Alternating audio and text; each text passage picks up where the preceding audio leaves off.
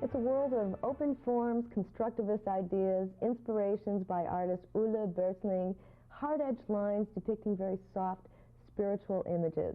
With us today is Peter Freudenthal, Swedish artist, who's making his debut here in Chicago at the Spertus Museum of Judaica. As he says, his art is strongly influenced by his love for Judaism. In the next half hour, we're going to make a very exciting exploration into the forms and emotions of Peter Freudenthal. I'm Deborah Palmer, and today on Focus, I'd like to introduce you to the artist, Peter Freudenthal. Peter, it's really a pleasure to have you with us today. And first, as I mentioned in the opening of the interview, that your work is influenced by your love for Judaism. Now, that wasn't always the case. It wasn't until about the 60s that you were drawn to Judaism. What attracted you to the religion? Well, I'm Jewish to start with, of course. But my upbringing wasn't a Jewish one, because my parents were socialists. We were socialists at home. And, well, I would to point out right away that I don't feel there is a basic conflict between socialism and Judaism. But my father was a rabbi's son, so I suppose he had his share of Yiddishkeit. So we didn't have much of it at home, but Passover and Hanukkah, of course. And but I always kept contact with my old religion teacher, because we had to go to religious school once a week. Every Wednesday we had to drag ourselves down there, meet this man, and most of the time we didn't like it, but this was and is still a beautiful man. So I studied with him then, and then I always kept contact with him, and I'm still studying with him today. Really? Yeah, and he prepared both my sons for their bar mitzvahs, so there is a continuation there. Yeah, just as an aside, doesn't have to do with your work, but is there a strong Jewish community in Sweden, in your particular area? Well, I wouldn't say so. The Jewish community in the little town where I was living then consisted mainly of refugees from the concentration camps. And then, of course, old Swedish Jewish families who didn't care much for Jewishness either. But the refugees brought sort of a new life into the community. And then I moved on to Stockholm, because this religious teacher, he lived in Stockholm and would travel down every week. But that's the case with the Swedish Jewish community, that all influxes of new blood, sort of, was it during the Russian Revolution, of 1905, 1917, then the Germans during the 30s, then the refugees, the concentration camp survivors, 45, and then the Polish ones who came in 69. All that meant new blood, new life, and excitement to that's why we are alive. And then, of course, our American rabbi, who came 23 years ago and brought the American openness, frankness about, there's nothing bad about being Jewish, you know. When we were kids, and I'm born in 38, so I'm pretty old, you know. When we were kids, they were still shouting at us in the streets, throwing stones at us once in a while, you know. And admitting that you were a Jew was a hard thing, you know. So most of the time you would say other things, but now, you know, you can be proud about it. In fact, you talked about expressing Judaism. How do you personally express your Judaism? Is it through your art? How I do that? Well, I give them Jewish titles. I take my inspiration from the scriptures, from the mystics, from the teachings of the Hasidic rabbis, and then I give the paintings titles according to that. The one we have behind here. Now that's Miriam's Victory Song? That's right. But that's another thing, because my father is a conductor. He was the conductor of the local orchestra there. My mother was a piano teacher, pianist, but she instructed the choir in that little city. And once they decided they were making an oratorio by Schubert, which is called Miriams Siegesgesang. It's a German text by Grillparzer, it's the Austrian national poet, sort of. And they were performing this oratorio, which deals about how the children of Israel go through the Red Sea, you know, with all the water and the Pharaoh and everything, and then the water crashes down, and it's a fantastic, dramatic thing. And we took part in everything what our parents did, you know, my brother and me. So I was singing in the choir that, and I still hum these melodies to myself, you know. And that was, okay, I'm 50 now, that must have been 40 years ago, almost. And last year, said in my head, you know. So I made this thing, which is about Miriam. Okay, but just as I'll take an ignorant point of view from someone walking into the gallery, looking at this straight on, I see very vibrant colors, straight lines, and the last thing that would come to my mind is that this is Miriam's victory song. How does the viewer learn that? Would it be through the title? Only through the title, because that's, you see, I was raised in the constructivist tradition. Though, of course, I painted landscapes and portraits and chicken like everybody else to start with, you know. But then in the early 60s, I made up my mind and started with these squares and rectangles, and came into an environment of constructivist painters, artists who were very mathematical in their attitude, and they would name their compositions composition blue or composition 2 with square, or like my dear teacher Ulle Bertling had a letter combination, you know, which didn't make sense to me because I wouldn't remember a thing like that. So I rather be honest with the public and give my reference, which was the original starting point. So I would name it Miriam's Victory Song, or Kisses Sweeter Than, which I have a big we made a big painting once. And all the orthodox constructivists, of course, would say, oh God, this has nothing to do with it, you know.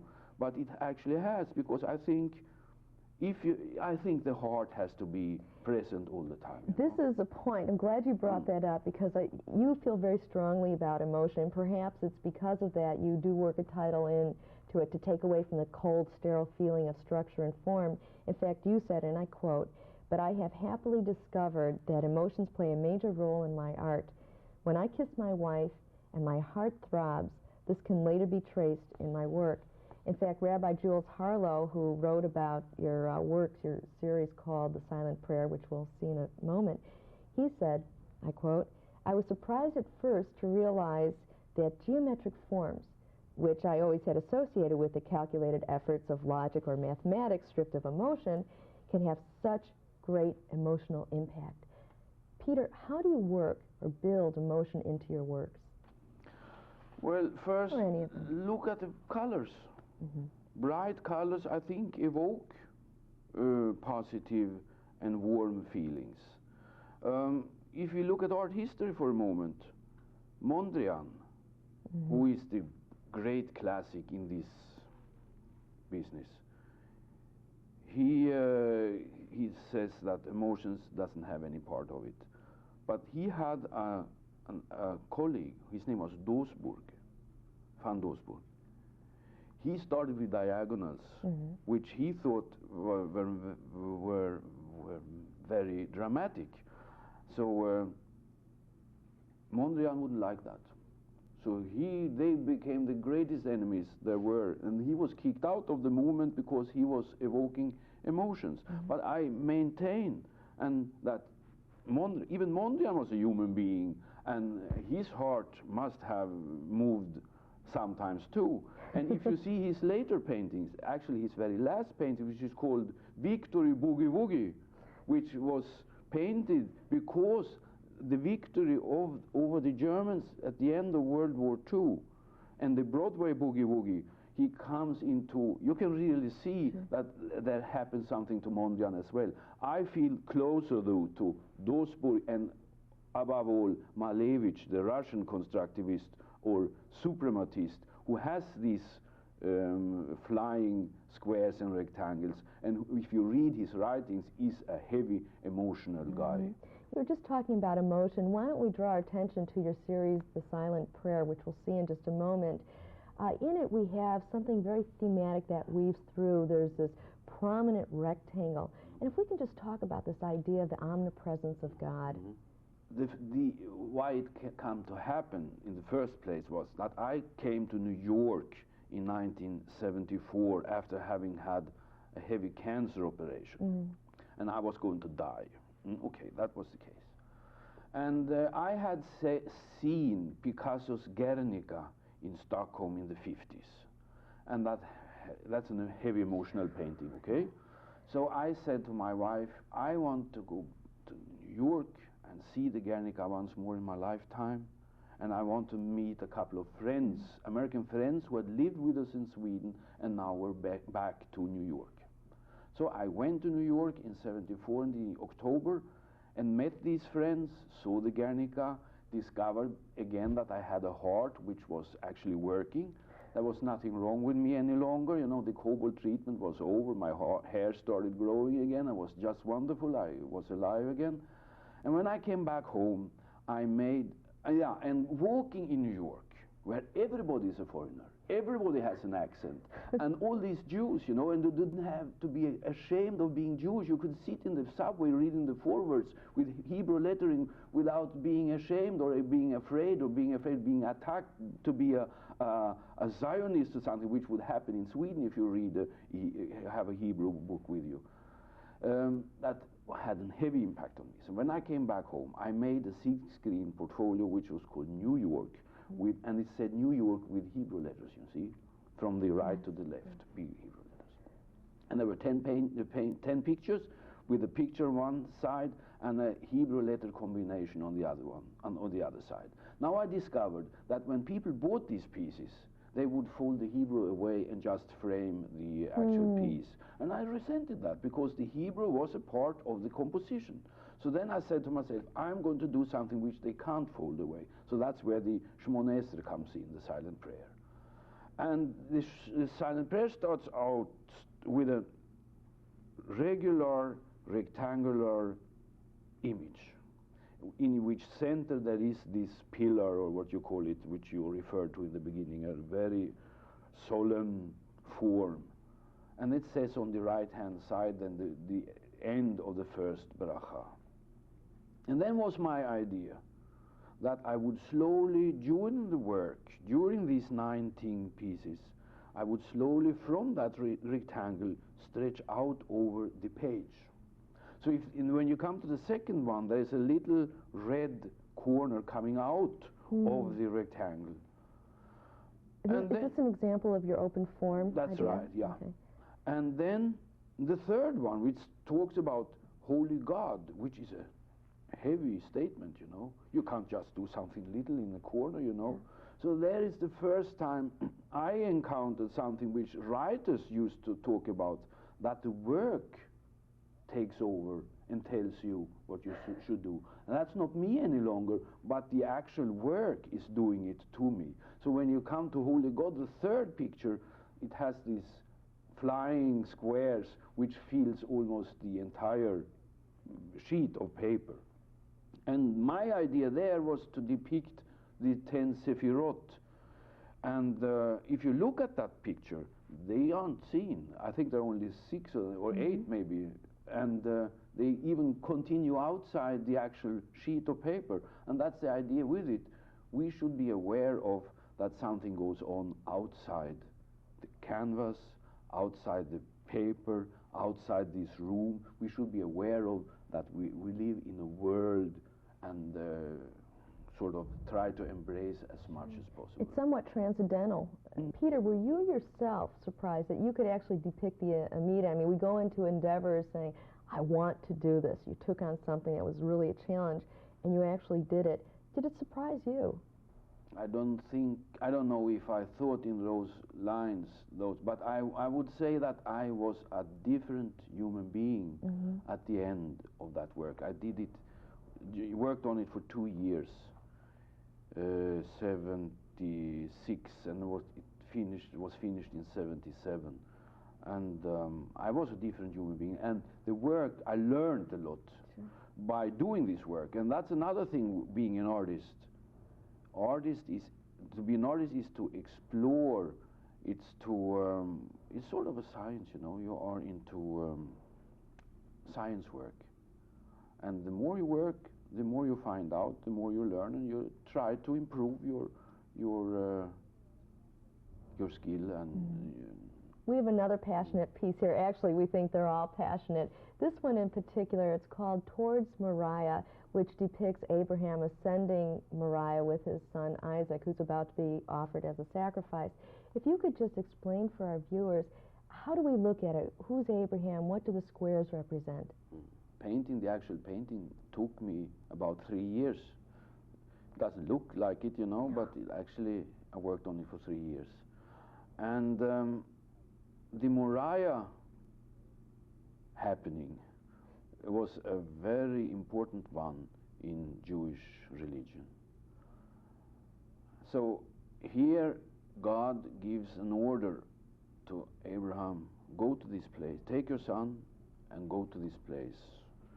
And that's what we are seeing here is Abraham to the right.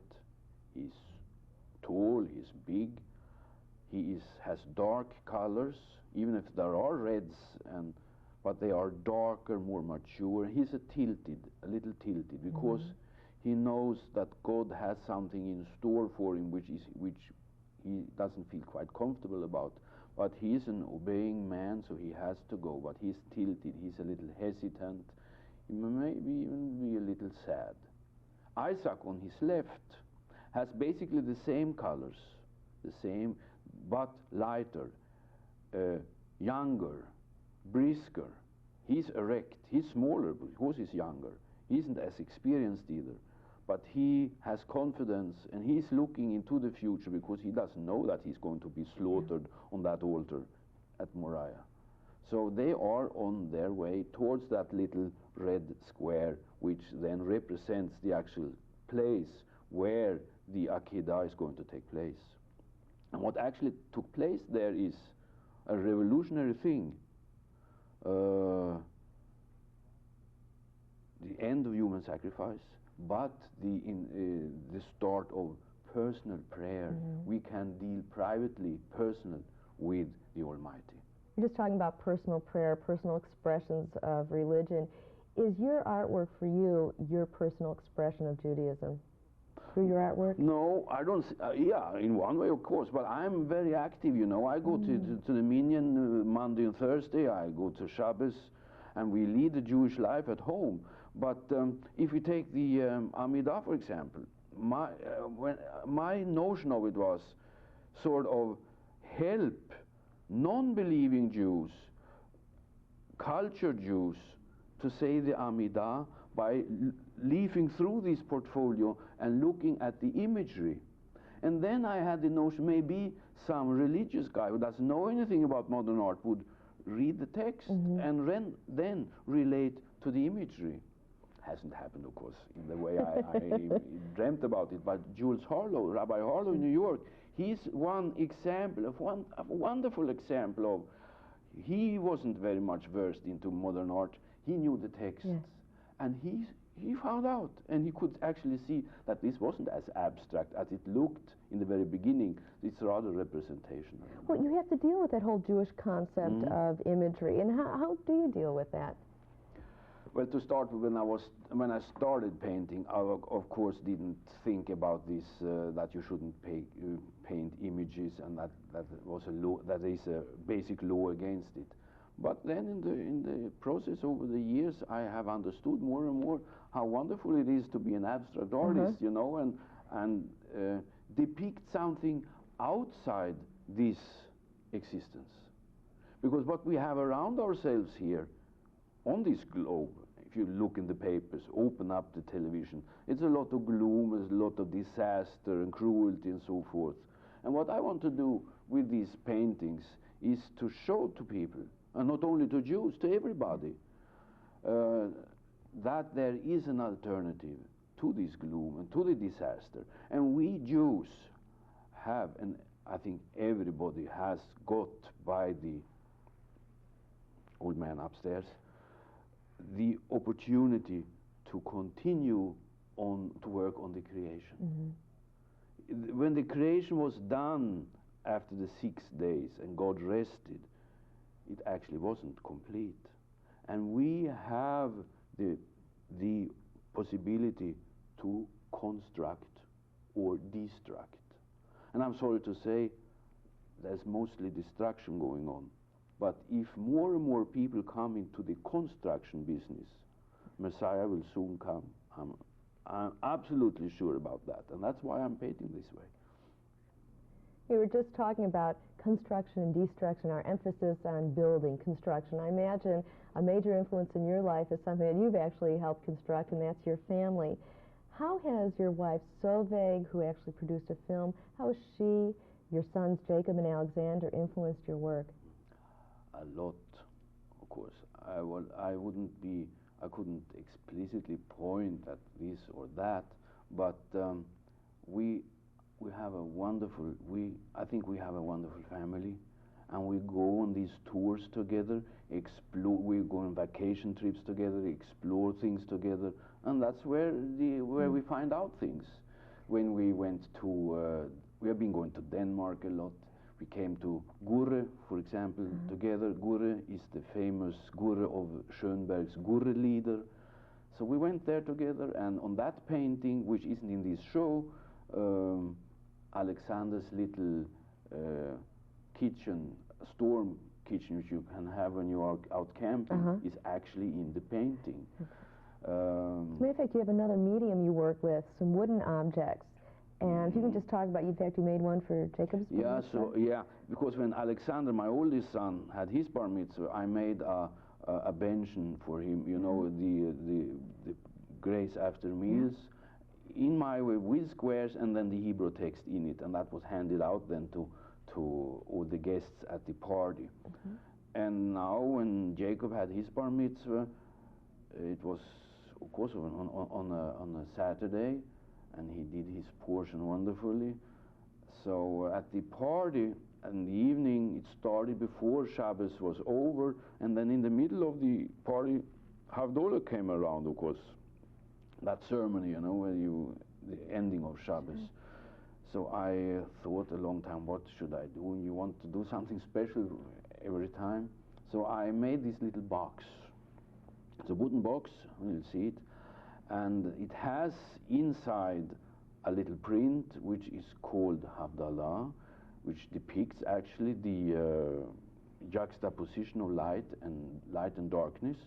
And then it has 3 glasses, one for the liquor, one to hold the candle, and one on its top I have made a little spice. I made a spice box out of it, you know. And on the doors of that little box, there is mentioned that is a memory of Jacob's bar mitzvah, and the other is the actual text for the Havdalah ceremony. And that was handed out. I've made 77 of these boxes. In just a few moments, we're going to change places and actually go in front of one of your works of art. It's going to be a surprise. But before that, we'd like to treat you, the viewers, to his wonderful world of form and heart, as we call form and emotion, and treat you to these wooden objects we've been talking about in his vivid colors. So we treat you to an exploration of Peter Freudenthal's work.